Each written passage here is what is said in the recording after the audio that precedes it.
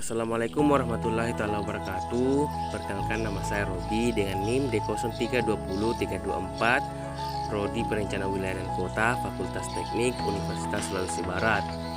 Video ini saya buat untuk menyelesaikan tugas saya dengan mata kuliah Geologi Tata Lingkungan. Adapun dosen pengampunya yaitu Bapak Insinyur Rafid Mahful ST and Engineering IAP. Langsung saja pada pembahasan yang pertama, yaitu langsung saja pada konsep dasar geologi lingkungan. Di pertengahan hingga akhir abad ke-20, geologi lingkungan menjadi bagian ilmu kebumian yang membumi, tidak terkecuali di Indonesia. Pasca masa reformasi industri, semua hal yang terkait dengan kegiatan recovery dijalankan di berbagai sektor. Masyarakat semakin memahami bahwa bumi telah semakin rapuh dan dibutuhkan langkah strategis untuk melindunginya. Di akhir abad ke-20 muncullah pemahaman sustainable development yang sangat berhubungan dengan kepentingan manusia dalam melindungi aset-aset baik yang berhubungan dengan kelangsungan litosfer, hidrosfer, dan atmosfer. Adapun pengertian geologi lingkungan. Geologi lingkungan adalah cabang ilmu geologi yang mempelajari tentang segala hal yang berhubungan dengan kegiatan akibat adanya interaksi antar manusia dan lingkungan geologi. Howari 2003. Geologi lingkungan mencakup Howard 2013 dan Mulyaningsih 2010. Sifat dan komponen fisik bumi yaitu bantuan tanah air, fluida, dan mineral. Kedua, bentang alam, geomorfologi, dan proses-proses geologi yang mempengaruhi pembentukannya dengan evaluasi yaitu sedimentasi, tektonisme, aktivitas gunung api, erosi, dan pelapukan. Yang ketiga, interaksi manusia yang ditimbulkan oleh adanya proses geologi tersebut meliputi interaksi positif, ekstraksi sumber daya geologi dan pemanfaatan lahan, dan interaksi negatif, bencana geologi. Cakupan geologi lingkungan. Geologi lingkungan sendiri merupakan ilmu terapan dari ilmu-ilmu dasar geologi. Inti utama dari cabang ilmu adalah pemanfaatan dan pengaturan rescue sumber daya geologi. Dan kendala dalam penguatannya, cakupan geologi lingkungan meliputi hidrogeologi, topologi, geologi teknik, geologi ekonomi, dan segala hal berhubungan dengan proses-proses alam, termasuk di dalamnya penyelesaian permasalahan konstruksi bangunan dan fasilitas transportasi, instalasi fasilitas umum, penanganan sampah, pengembangan dan pengaturan sumber daya air, evaluasi dan pemanfaatan sumber daya bantuan dan mineral, serta segala permasalahan yang berhubungan dengan perencanaan dan pengembangan fisik jangka panjang. Krisis geologi lingkungan. Bencana geologi. Bencana geologi sendiri adalah bencana yang ditimbulkan oleh proses-proses geologi sebagai akibat dari upaya bumi dalam memposisikan komponen-komponennya menuju kondisi setimbang untuk dapat mempertahankan kelangsungan alam. Matahari dan sistem tata surya selalu menjaga agar tetap seimbang. Hal itu dibuktikan dengan jarak dan kecepatan bumi berevolusi terhadap matahari, bulan terhadap bumi, dan lain-lain yang selalu konstan, serta proses-proses alam di atmosfer, stratosfer, dan biosfer yang selalu mengikuti perkembangannya. Sedikit saja anomali yang terjadi di alam, maka bumi akan memberikan reaksi balik yang di dalamnya sering berdampak pada kerusakan. Proses-proses itulah yang selanjutnya menjadi permasalahan geologi lingkungan. Pengertian bencana geologi. Bencana geologi sendiri adalah bencana yang ditimbulkan oleh proses-proses geologi sebagai akibat dari upaya bumi dan dalam memfungsikan komponen-komponennya menuju kondisi setimbang. Ada dua jenis bencana alam berdasarkan medianya, yaitu dipengaruhi oleh proses ekstraterestrial asal atmosferik seperti iklim, dan yang kedua terestrial, deposisi, denuasi, dan tektonik. Adapun bencana geologi banjir dan sedimentasi fluviatil. Suatu alur atau sungai terbentuk dari air yang mengalir setidaknya selama semusim dalam setahun selama musim hujan berlangsung.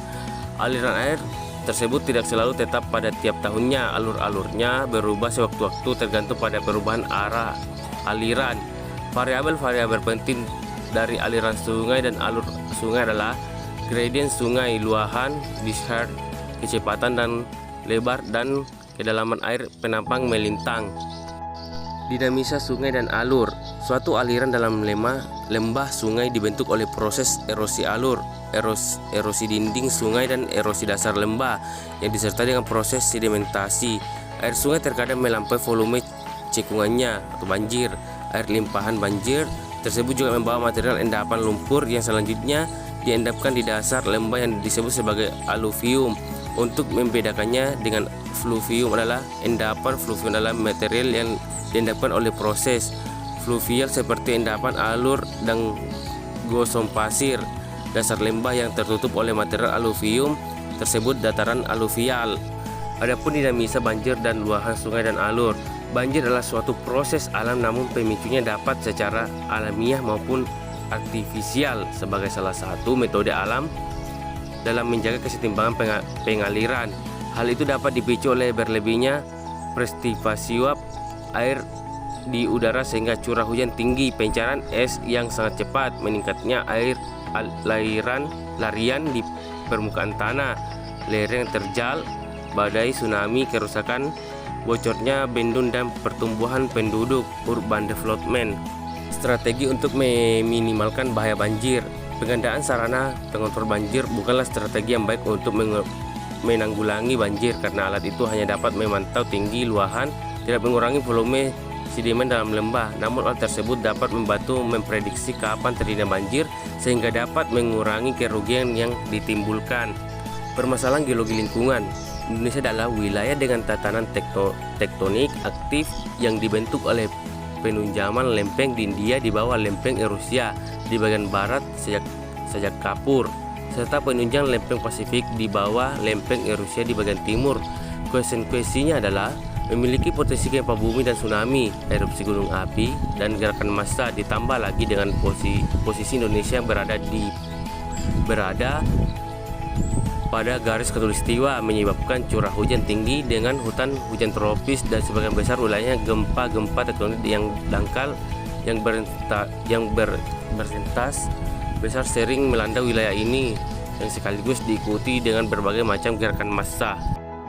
Isu implementasi kebijakan penanggulangan bencana nasional. Undang-Undang Nomor 24 Tahun 2000 telah mengidentifikasi bencana namun belum ditentukan dimensinya dan belum mengatur penetapan status bencana nasional provinsi dan kabupaten kota yang berdampak pada sistem penganggaran dan pendanaan penanggulangan bencana serta sumber dari dana penanggulangan. Masih banyak aturan pelaksanaan bersifat teknis operasional yang merupakan penjabaran dari Undang-Undang Nomor 4 Tahun 2007 yang belum dibuat sehingga menghambat implementasi sebagai sistem penanggulangan bencana yang diatur dalam undang-undang.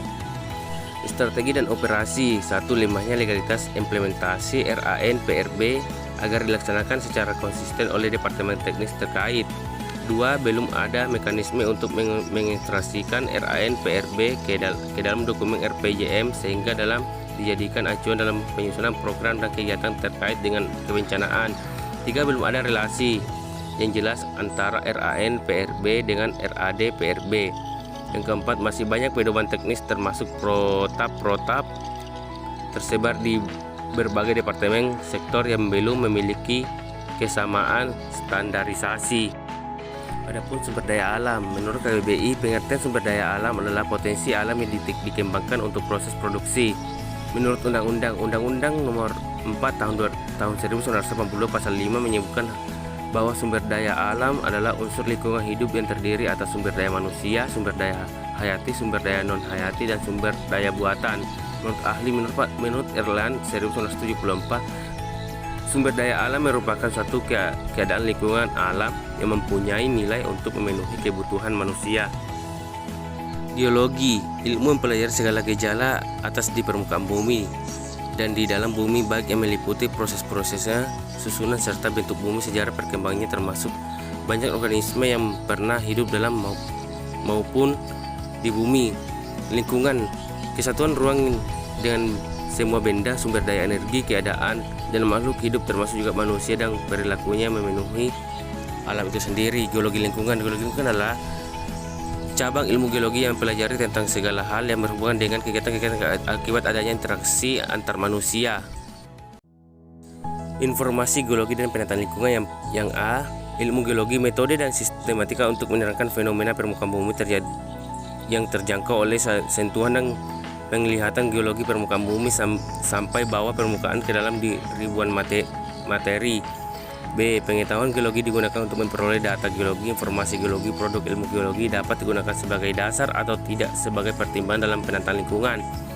Perlunya geologi tata lingkungan. Yang pertama, konsekuensi pelaksanaan Undang-Undang Nomor 32 Tahun 2004 dan Nomor 22 Tahun Garis-Miring tentang Pemuda, yaitu penyerahan berbagai kewenangan sektor sumber daya manusia kepada Pemuda, otonomi, desentralisasi kebijakan pemicu pengkap dan ekspektasi daya tujuan cenderung meningkat pada PAD tumpang tindih peti.